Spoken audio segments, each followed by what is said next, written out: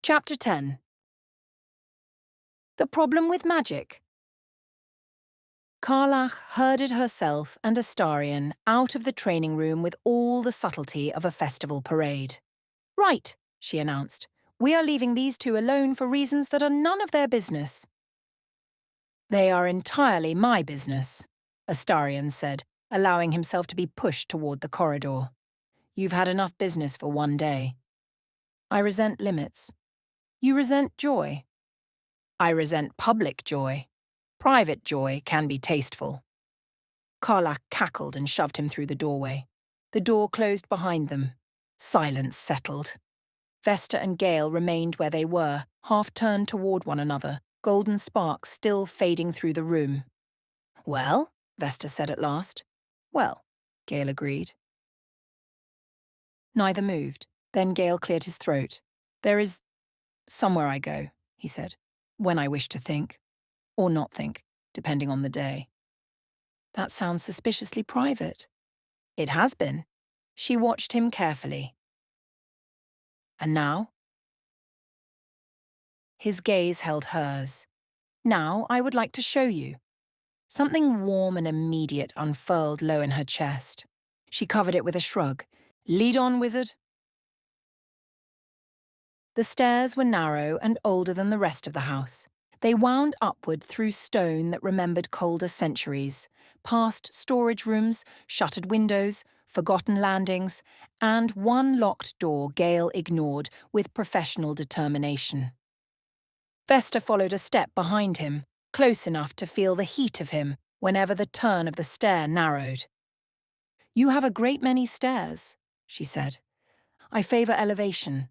I've noticed. It's perspective. It's dramatics. Those are not mutually exclusive." She smiled where he could not see it. At the final landing, he drew a key from his pocket and opened a weathered wooden door banded in iron. Cold air rushed in. Beyond it lay a rooftop terrace ringed in old stone, half garden and half observatory. Ivy climbed the far wall. Clay pots overflowed with herbs and silver-leafed night flowers. A brass telescope stood near the parapet beside two worn chairs and a small table stacked with books that had no business surviving the weather. Above them stretched the open night. Below, the city glowed in scattered amber lights. Vesta stopped. "Oh." The word escaped her before pride could intervene. Gale's mouth curved. "Yes," he said softly. "It has that effect." She moved slowly across the terrace, taking in the view, the flowers, the signs of repeated use. "You come here alone?" "I did." "Did?" She touched the back of one chair. "You read up here?" "Sometimes." "You garden?" "I attempt to." "You brood?" He considered. "Elegantly." She laughed, and the sound moved through the night like something welcomed. Then she turned toward him. "You brought me here." It was not a question. Gale's expression gentled. "Yes." "Why?" He looked out over the city before answering.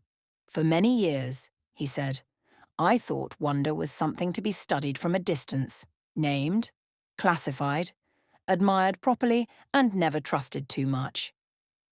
He glanced at her. "That has proven an incomplete philosophy." Her pulse stumbled. "And now?" "Now," he said, "I find I would rather share it." She had faced storms, crowds, monsters, judges, priests, and one very determined goose in Waterdeep. None of them had made her feel as unsteady as one sincere wizard beneath the stars. So naturally she chose deflection. That was disgustingly charming. "I practiced for hours. I hate that I believe you." "You shouldn't. I only practiced for 20 minutes. She laughed again, softer this time. Then neither of them spoke. The night filled the spaces words had occupied. Wind lifted a strand of her hair across her cheek. Gale reached out before thinking, then stopped. Vesta looked at his hand, then at him. Slowly, she stepped closer and closed the distance for him. His fingers brushed her cheek, tucking the strand gently behind her ear. The touch was careful enough to break her heart. "You hesitate too much," she murmured. "I'm trying to be respectful. You may also be bold." His breath caught. Dangerous permission. "I am full of those." He smiled, smaller and less guarded than she had ever seen. Then he lowered his hand. "May I show you something? You've asked me that twice today. It's becoming a habit. Should I be concerned?" Terribly. He moved to the open center of the terrace and held out one hand. After only the briefest pause, she took it. Warmth met warmth. Magic answered at once. Not violently, not greedily. Like recognition. Silver light flowed from Gale's palm in slender lines that rose between them like threads on invisible loomwork. They curved upward, forming delicate arcs and lattices that hovered in the air. Vesta felt instinct stir. Without prompting, flame kindled in her free hand. Gold, then amber, then rich, living orange. Gale's eyes lifted to hers. "Here," he said quietly. "Not force. Feed it." She let the fire move forward. The flames slipped into the silver framework and did not consume it. They filled it. Light blazed warm through every line. The structure widened above them into a vast, luminous canopy of stars and roads and turning constellations. Golden paths crossed silver skies. Towers rose, then opened into gates. Rivers of light curved into horizons neither of them had seen before. Vesta stared upward, breathless. "We made that." "We are making it," Gale corrected gently. He shifted her wrist by a fraction. She let him. A second bloom unfurled overhead, this one wilder, streaked with comet fire and laughing sparks. "Oh," she said. "That sound again. Shut up." He was laughing now, open and bright, and she realized with a jolt that she would chase that sound anywhere. He guided, she answered. She surged, he shaped, neither diminished, neither overruled. The magic grew more beautiful with every exchange. Something in Vesta loosened that she had not known was clenched. Something in Gale stood taller without effort. The canopy above them changed again. Now she saw pieces of them within it. A tower door standing open, a road curving back instead of away. A ring of fire held safely inside starlight, two lights moving side by side. She swallowed hard. "You could always do this?" she asked. Gale was quiet for a moment. "I could have tried. But you didn't." "I mistook wanting for danger." The honesty of it struck clean through her. She looked down at their joined hands. "I mistook stopping for surrender." His thumb moved once across her knuckles. "And now?" She lifted her gaze to him. "No, I think we were both idiots." He laughed softly, an increasingly persuasive theory. The magic above them responded, stars pulsing warm and gold. Vesta stepped closer. "You know what the problem with magic was?" Gale's eyes searched hers. "I confess I'm curious." "It was never the fire," she said. "No?" "Never the stars. Never the power. Never any of that." She moved until their joined hands rested between them. "It was missing you." He went still. The city below seemed to disappear. There was only the night, the warmth of his hand, the impossible tenderness in his face. "Vesta?" She almost made a joke, almost ran. Instead, she stayed. "I'm in love with you," she said, as if hurling herself from a cliff. For one terrifying heartbeat the world held. Then Gale brought his free hand to her jaw with reverent care. "My dear, impossible woman," he said softly. "I have been trying not to say the same." She exhaled something that might have been a laugh, or relief, or prayer. "Trying is overrated." "Then let me say it now, properly. I am completely in love with you." Then he kissed her. It began gently, as though he still expected the moment might vanish if handled too roughly. Vesta had never in her life believed in handling joy gently. She pulled him closer by the front of his shirt. He made a startled sound against her mouth that turned into laughter. Then the kiss deepened. Warmth rushed through her like sunrise. His hand slid to the back of her neck. Hers found his shoulder, then his hair. He tasted of tea and breath and all the patience she had ever wanted to ruin. Above them, the shared magic burst wider in a rain of golden stars. When they finally broke apart, both breathing harder, Gale rested his forehead against hers. "Well?" he murmured. "Well?" she echoed. "You are catastrophic for my composure. You are wrecking my reputation. I shall endeavour to survive. I shall allow it." He smiled there, close enough for her to feel it.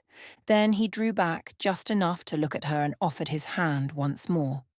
"Come," he said. "There is still the whole sky." She took it. Together they turned toward the stars they had made. And for the first time in either of their lives, wonder did not ask them to be alone.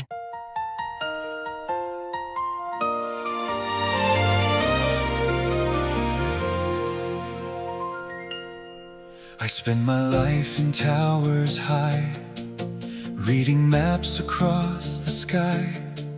Named each star and traced each line, still missed the hand that fitted mine. I ran through every open gate, set sparks dancing, challenged fate. Chased the road from town to town, never saw what slowed me down. Then you laughed and changed the air. Then you looked and found me there. Worlds I knew began to bend. Walls I built forgot to stand. All at once the night grew wide, and morning moved inside. What if wonder waited near? What if joy was always here? What if all the magic missed was simply this? The problem with magic was never the flame, Never the starlight, never the name. it was not seeing what stood in view, till all the world turned bright with you. Now every road runs gold and new. The problem with magic was missing you. Take my fire, I'll take your stars. take my calm, I'll take your spark. Show me doors I never tried. Show me skies I left outside. Step for step and side by side. There's far too much to find. If there's a horizon, We'll outrun dawn. if there's a question, We'll take it on. every answer starts to bloom. Now that I found you, the problem with magic Was never desire, never ambition. never the fire.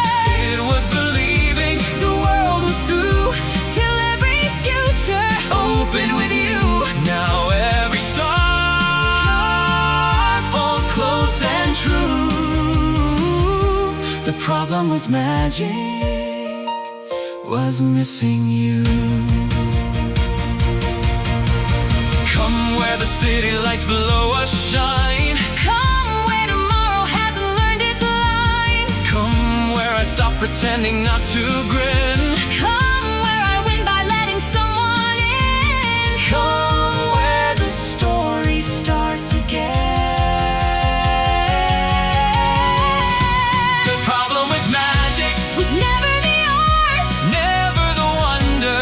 never the heart. It was not knowing. What love could do, Now hand in hand, we're breaking through. now every sky feels made for two. The problem with magic was solved by you.